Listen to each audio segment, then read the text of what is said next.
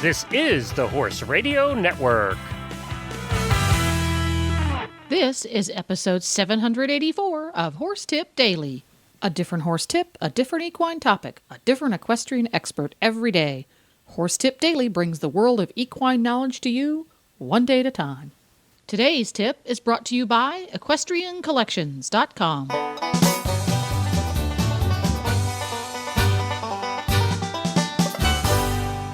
Greetings, horse people. Coach Jen here, and thanks for tuning in to Horse Tip Daily. Today's tip is from the Dressage Radio Show, where Barbara Strawson joins the Dressage Radio co-hosts Reese Kofler-Sandfield and Philip Parks to talk about using positive tension. And we'll get right to our riding tip right after this shopping tip from Equestrian Collections.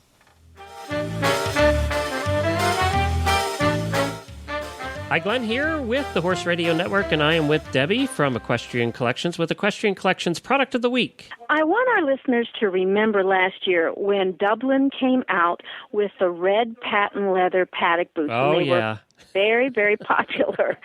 Well, this year they're coming out with a different color. This year it is navy. It's a navy blue patent leather paddock boot. It is really cool looking. The bottom of it is bright red, and the top is blue patent leather. It is a front zip, and it has an AquaGuard zip, which helps to keep your feet from getting wet. They're absolutely really cool, and everybody just has to have a pair. Now, Dublin, they only make a few sizes, so be sure and check the size chart when you go to order. But they are in stock now.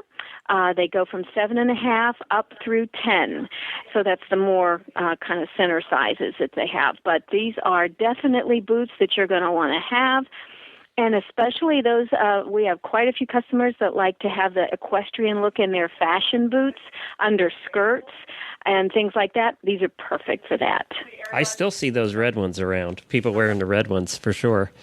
So, yes, the red ones were a big hit, and they now are doing blue ones this year.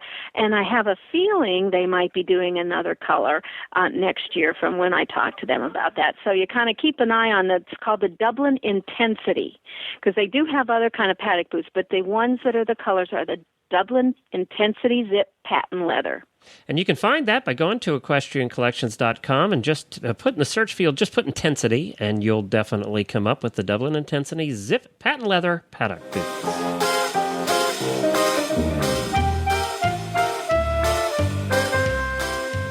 Well, guys, for this week's trainer's tip, we have Barbara Strawson. She's an FEI trainer and competitor from the Maryland area. Barbara, welcome to the show. Thanks for your coming on this evening. Oh, you're welcome. Well, I am looking forward to your week's trainer's tip. And when we were discussing the tip, I love this idea of using positive tension. Can you tell our listeners a little bit about our discussion? Yes, positive tension. What was interesting, I learned much more about it when I started training in Germany and realized how important it is for riding. And I'll just start describing what it is. It's the amount of tension that you need in your muscles to maintain your posture and positively influence the horse with your seat. So with positive tension, your muscles are firm, they're not overly tight or tense, but they're not too loose or floppy either. But it's like a certain amount of tension that just allows your joints to move. And something just as a rider and trainer I have worked on, because I tend to be very loose, almost too loose. So this was something that was dear to my heart, and my students have really appreciated learning about it.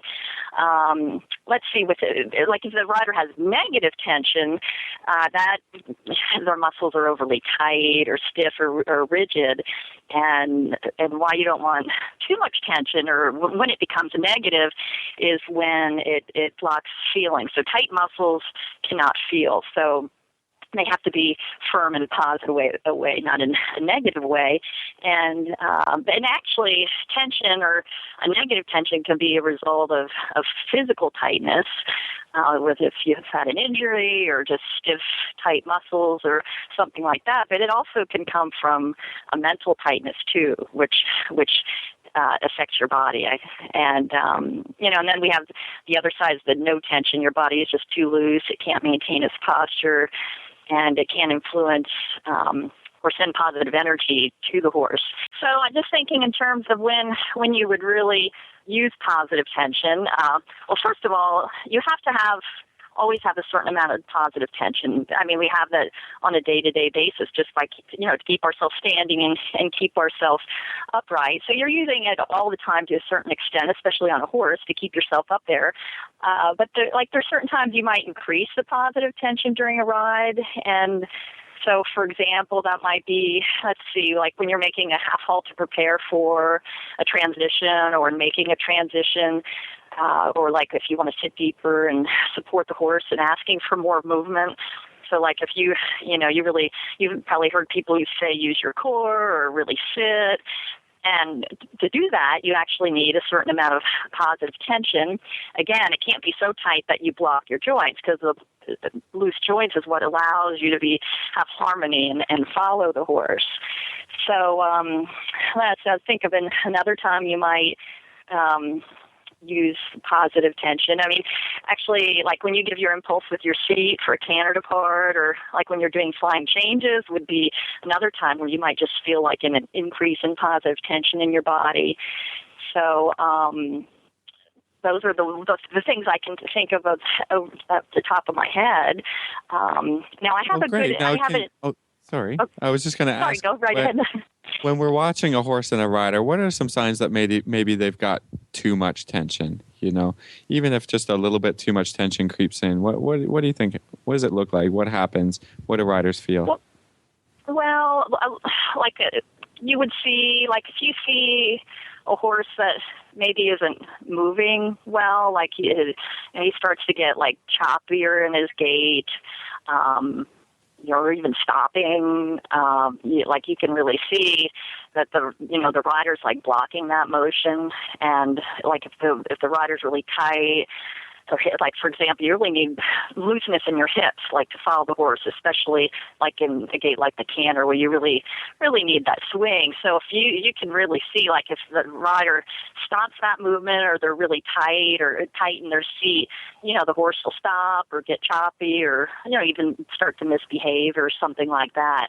Does that answer your question? Yes, absolutely.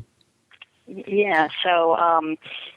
If I can think of another example off the top of my head, I'll let you know. Well, but and Barbara, do you need? We do talk about on the show, kind of the need for being able to have some control of your muscles, so physical activity, that kind of stuff. So, would you, to help with this positive tension, do you suggest any workout or anything that can sort of help your body gain that ability? Oh, yeah, there's lots of things, and I've done a lot of different programs. When I first started, like when I was in Germany, and I worked with Nicole Opoff in Germany, and she came to the gym with me.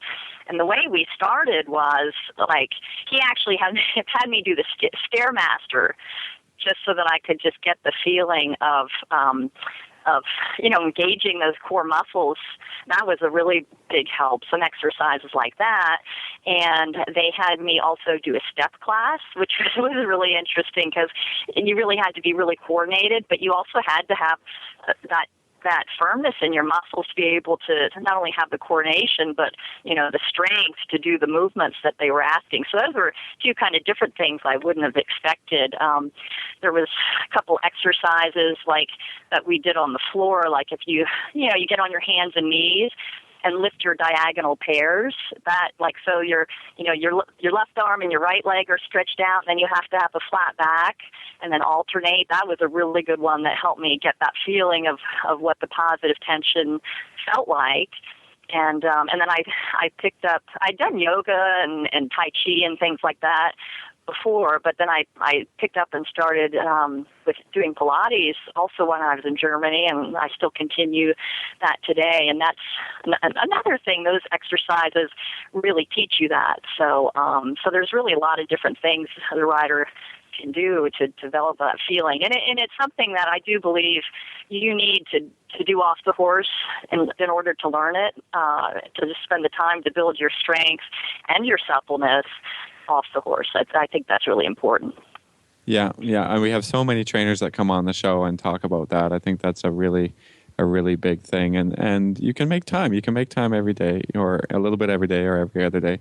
The other thing I think about, when I'm riding and when I finish with a horse, I really think, like, how much was I doing up there? And I think to add to the idea of positive tension, when I have the right amount of tension, when I finish a ride, I can be tired but not sore. I think whenever I get off a horse and I'm feeling sore in a shoulder or in a hip or something like that, then I think, okay, I was doing too much. I was over exercising that. I was using my arm too much, or my, I like a feeling to get off that I've used my muscles, but I haven't created so much stress and tension that now my arm hurts or whatever. And I think that follows through right to the horse, because I know that if my arm is sore, for instance, or my back is a little bit too sore, then probably the horse doesn't feel too good about the ride either. So you're always trying to evaluate, whether you were doing too much or too little. What do you think about that? Exactly, I agree. I mean, that's a great way to evaluate what you've done. And on the flip side of that, it's really interesting, and this is where the positive tension comes in. But you have to do. Everyone's heard the term, less is more, and it's true. And you have to have positive tension for less is more to work. So, and I'll just give you a quick example. It's a little embarrassing, but it's kind of interesting. I remember in Germany working with Nicole, working on Piaffe and Passage, and she's like, oh, more back, more seat. And I'm like, Nicole, I'm doing everything I can. I'm using all the power I have. I'm so exhausted. I don't know how to do it anymore. And she said, well, look at your video. So I went home, look at the video, and I was like, darn, it looks like I'm doing nothing.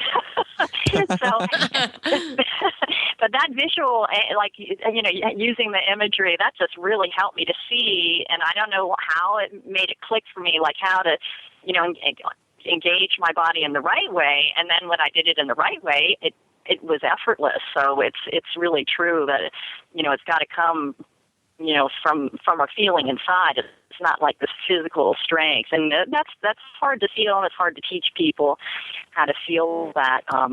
But I did have one image that I had used, and actually Dressage Today put it in their solutions page several years ago. But I used the image of standing on a rocking boat. And you need positive tension to stand and keep your balance on a rocking boat. So you can just imagine, standing there and letting the boat sway under you. Your joints have to move, and you really have to have that balance. And if you're too loose, you're not going to be able to keep yourself up. And also if you're too tight and rigid, or your knees are totally straight and locked, you're also going to topple over. So that's an image that people seem to have found helpful. Yeah, that's great. Very good that's a good image. So, Barbara, thank you so much for coming on the show today. Where can our listeners find you online? Oh, wow. Yes, I have a website. It's pretty easy. It's www.barbarastrawson.com. So it's my name, and it's spelled B-A-R-B-A-R-A, Strawson, STRAWSON.com. So I welcome anyone to come check me out on my website. And that's a wrap.